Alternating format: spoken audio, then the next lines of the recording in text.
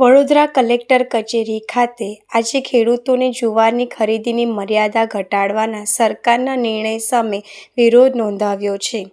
Collector Anil ધામેલિયાને આવેદનપત્ર આપી ખેડૂતોએ પોતાની વ્યથા રજૂ કરી હતી। ગુજરાત સરકારે જુવારની ખરીદી પ્રતિ હેક્ટર 18.50 ક્વિન્ટલથી ઘટાડીને માત્ર 10 ક્વિન્ટલ કરતાં ખેડૂતોમાં ભારે આક્રોશ છે। ખેડૂતોના મતે આ નિર્ણય તેમને આર્થિક નુકસાનમાં ધકેલનારો છે। આજે મોટી સંખ્યામાં એકત્ર થયેલ ખેડૂતોએ આ મર્યાદાને ખેડૂત વિરોધી ગણાવી જૂના ઠરાવ મુજબ ખરીદી ચાલુ રાખવાની માંગ કરી છે। જો આ અન્યાયી નિર્ણય પરત નહીં ખેંચાય તો આગામી સમયમાં ઉગ્ર આંદોલન કરવાની ચીમકી ખેડૂતો દ્વારા આપવામાં આવી છે।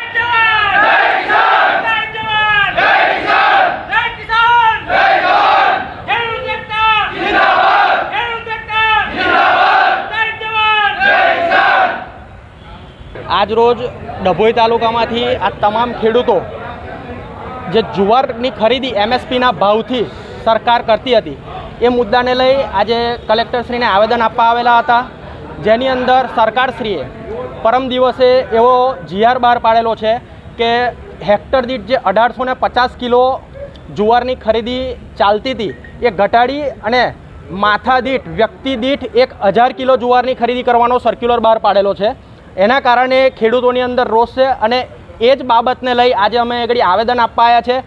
એક તરફ સરકાર એવું કહે છે ખેડૂત બચાવો, ખેતી બચાવો, દેશ બચાવો, એક તરફ આ રીતનું ખેડૂતને સાંભેલા માર ઊભા બળે પડે એવા કામો કરે છે, તો અમારે શું સમજવું આ બાબતે? અને આ વસ્તુની રજૂઆત કરવા અમે આગળ આવ્યા છે। દરેક ખેડૂતો આજે ઉગ્ર રોષની અંદર છે અને આગળ જો આનું નિરાકરણ અમે આજે આપણા માધ્યમથી ડભોઈ તાલુકાના તમામ ખેડૂતોને કહીએ છીએ કે તમે પણ આની અંદર સામેલ થાઓ અને સરકારશ્રીને પણ કહેવા માગીએ છીએ કે આનું 24 કલાકની અંદર યોગ્ય નિરાકરણ લાવવા માટે આપણે આવેદન આજે અમે આપી દીધેલું છે। 24 કલાકની અંદર જો આનું યોગ્ય નિરાકરણ નહીં આવે તો અમે આગળ ઉગ્ર આંદોલનના મૂડમાં છે અને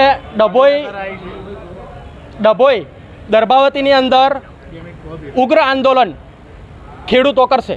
શું નામ આપનું? પાર્થ પટેલ। અમારા ડભોઈ તાલુકાના ખેડૂતોએ જુવાર, બાજરી ને મકાઈ અને એની નોંધણી કરાયેલી છે, પણ છતાં પણ આ લોકો ગાંધીનગરથી જાહેર કરી દીધું કે ખેડૂતોની 50% જુવાર, મકાઈ ને બાજરી લેવામાં આવશે। આ બાબતે અગાઉ પણ ધારાસભ્ય ડભોઈના ગાંધીનગર આવીને જીતુભાઈ વાઘાણીને, ભૂપેન્દ્રભાઈ પટેલને પણ રજૂઆત વારંવાર એમને કરી છે, છતાં અમારા ધારાસભ્યનું પણ આ લોકો સાંભળતા નથી, જેથી કરીને અમારે આ બધા ખેડૂતોએ ગાંધીનગર ભૂપેન્દ્રભાઈ પાસે જવાનું અમે નક્કી કર્યું છે। મારું નામ ભરત બાપાલાલ પટેલ।